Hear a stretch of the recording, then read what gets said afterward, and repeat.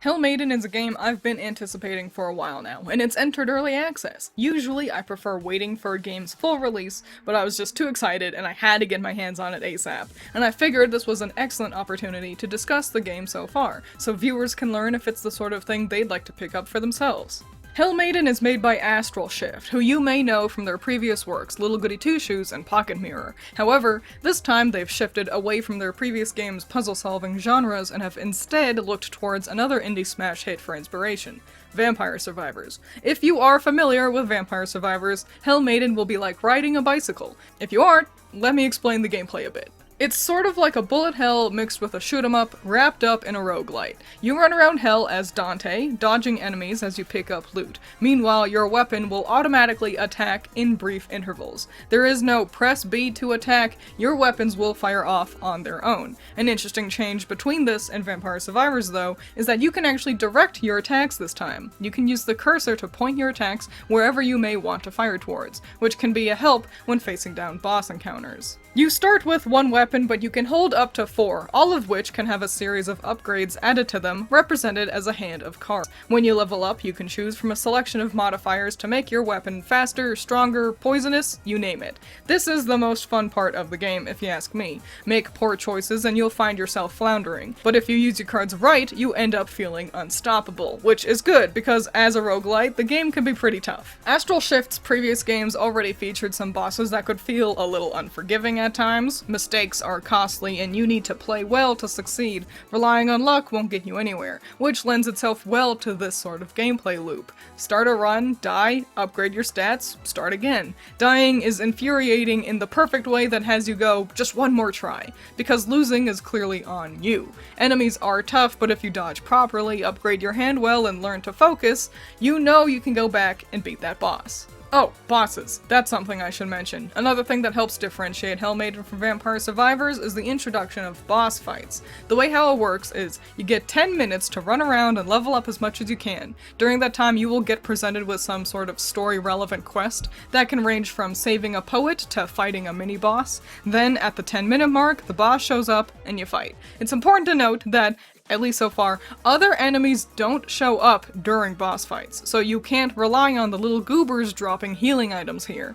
I got this footage you're seeing while I was recording live on Twitch. One of my chatters said that this was like Toho, and I have to take the word for it since I don't know too much about Toho, but it felt important to share. These are really fun, not only because the characters look great and the writing is funny too, but because this forces you to take into account that you need to be able to handle a one-on-one, not just crowd control. On paper, it's a simple gameplay loop, but the execution is flawless and keeps you coming back. Let's talk about this plot. Hell Maiden loosely follows the story of Dante's Divine Comedy, which you probably know better as Dante's Inferno, but that's actually only half of the story, blah blah blah. Except every character is now a cute anime girl. Dialogue has even alluded to God and Lucifer being ladies too, and I really hope I get to see them, because I think they'd look cool. I don't need to tell you the game looks amazing, you have eyes, but it's true. The talking portraits, the sprite work, the animated sequences, the card art, it's all perfect. Beautiful execution across the board, all while also featuring this awesome retro anime aesthetic. Something I really appreciate too is that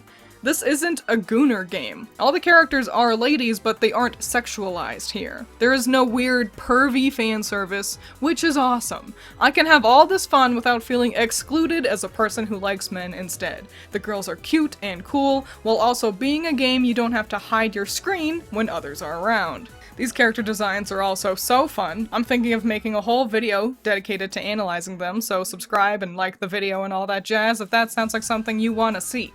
Like I mentioned, this is all based on Dante's self-insert fanfiction where he traveled across hell and heaven, and the more you know about the source material, the more you can find in the copious references across the game. But even if this is your first time hearing about Dante Alighieri, you'll have a grand time watching the narrative unravel. This seems to actually follow after Dante's Divine Comedy, like a spiritual sequel to the source material, which is a neato way to approach the story. Now's a great time to discuss hopes for the full game and some places I think Hell Maiden could improve. Keep in mind, as of right now, I haven't fully finished what's available in early access, but I have gotten to the second circle of hell and beat its boss. So here we go. As of right now, we collect the 5 poets of the forum quite quickly, and I fear that it could lead to a bit of a drought for the game to follow. The poets offer new weapons and cards for each run.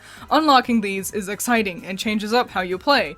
I would hope there would be more poets, cards, and/or weapons to find further into the adventure. I know I've referenced it a lot, but to compare to Vampire Survivors one last time, Vampire Survivors has 54 characters to play as in the base game, so 54 different starting weapons.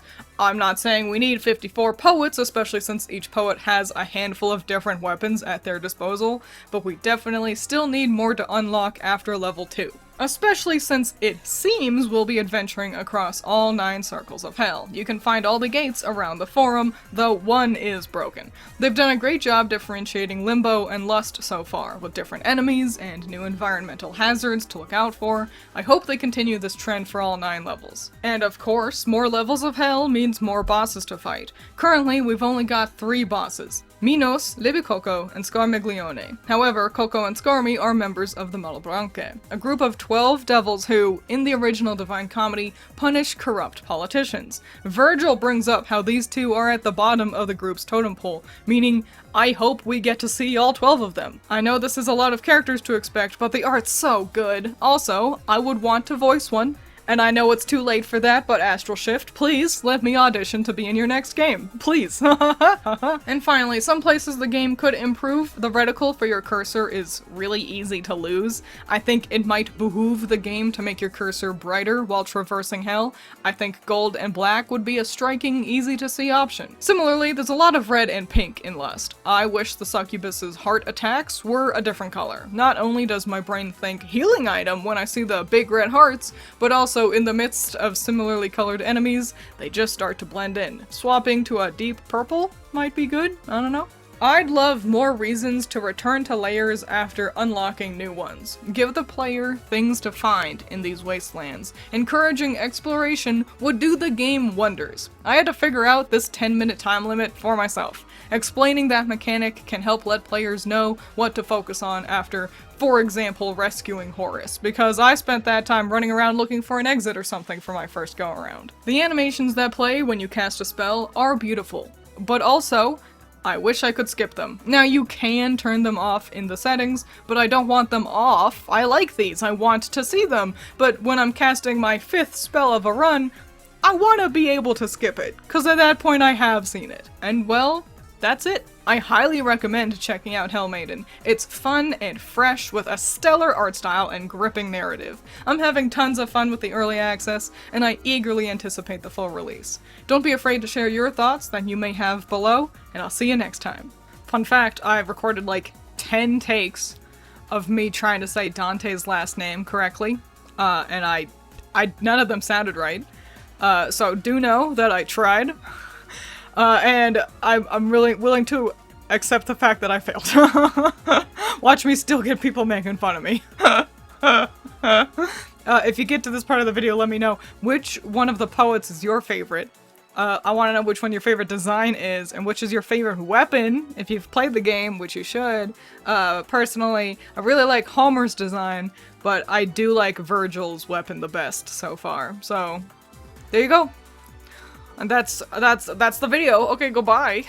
Special shout out to my $10 patrons: Andrew, Genital War Thunder, Hot Mutt Butt, James Piper, Messiah Complex, and Ranger Sode. Thanks a million, you're all the best.